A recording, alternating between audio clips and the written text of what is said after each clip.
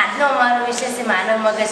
આજે હું માનવ મગજ વિશે સમજાવું છું, તમે સમજશો. અગ્રમગજનો સૌથી મોટો ભાગ બૃહદ મસ્તિષ્ક છે. આને અગ્રમગજ કહેવાય. અગ્રમગજ વિચારવા માટેની શક્તિ છે. અગ્રમગજમાં ઘણા બધા કેન્દ્રો આવેલા છે, જેવા કે શ્રવણ એટલે સાંભળવું, તેમજ ધ્રાણ એટલે સૂંઘવું, તેમજ દ્રષ્ટિ એટલે જોવું. દ્રષ્ટિ જેવા અનેક કેન્દ્રો આવેલા છે, અગ્રમગજમાં આવેલા છે. અગ્રમગજ એ મગજનો સૌથી મોટો ભાગ છે.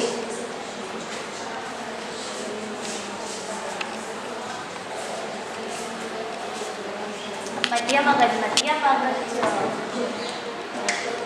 ચતુષ્કોણ જેવો છે, એટલે તેને ચતુષ્કાય કહે છે. આ છે મધ્ય મગજ.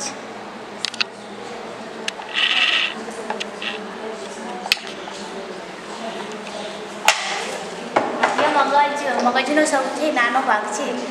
મધ્ય મગજમાં દ્રષ્ટિ એટલે જોવું, શ્રવણ એટલે સાંભળવું જેવા કેન્દ્રો, પરાવર્તિત કેન્દ્રો મધ્ય મગજમાં આવેલા છે. પશ્વ મગજ, આ છે પશ્વ મગજ.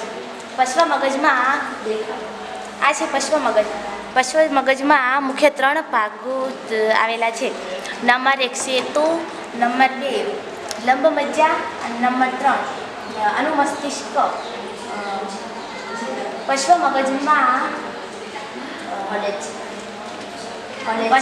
મગજમાં અનેક ક્રિયાઓ થાય છે, જેવી કે રુધિરનું દબાણ, લાળનું સ્ત્રાવ અને ઉલટી વગેરે લંબ મજ્જા વડે નિયંત્રણ થાય છે.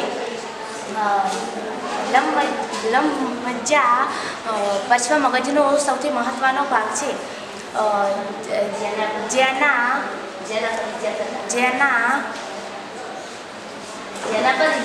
જેના પર ઈજા થતાં માણસ મૃત્યુ પામે છે.